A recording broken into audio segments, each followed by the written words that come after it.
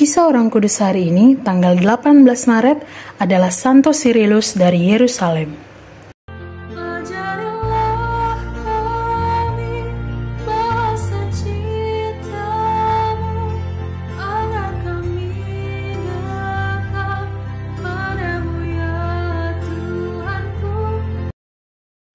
Cyrillus dilahirkan sekitar tahun 315 pada saat dimulainya suatu masa baru bagi umat Kristiani. Sebelum masa itu, gereja mengalami penganiayaan hebat oleh para kaisar. Ribuan umat Kristiani wafat sebagai martir.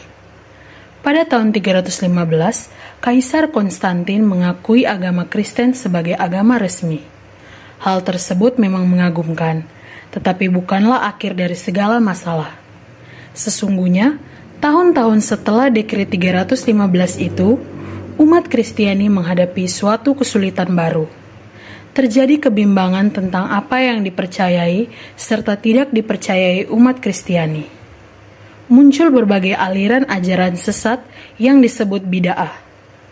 Banyak imam serta uskup menjadi pembela ajaran-ajaran gereja yang gagah berani. Salah seorang di antara mereka adalah Uskup Cyrillus dari Yerusalem. Ketika Santo Maximus, Uskup Yerusalem wafat, Cyrillus dipilih untuk menggantikan kedudukannya.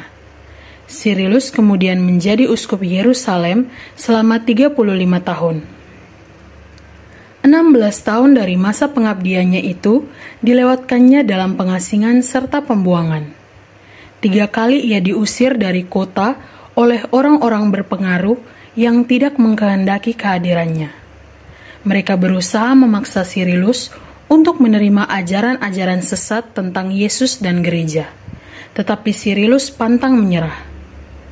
Masa pemerintahan Kaisar Julianus, seorang kaisar yang ingkar terhadap agama, dimulai pada tahun 361.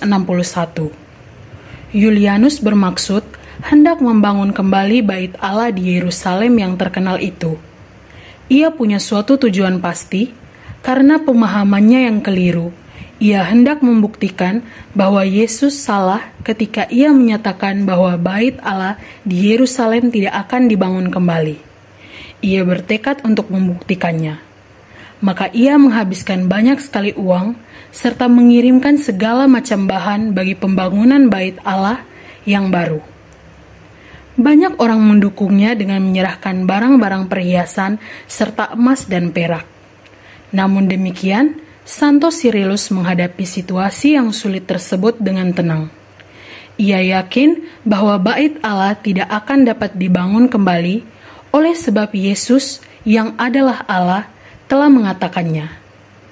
Bapak Uskup melihat seluruh bahan-bahan bangunan tersebut dan berkata, "Aku tahu bahwa usaha ini pasti akan gagal." Dan memanglah demikian. Pertama-tama badai, kemudian gempa bumi, dan yang terakhir kebakaran, yang akhirnya menghentikan usaha kaisar. Pada akhirnya, kaisar membiarkan pekerjaan tersebut terbengkalai.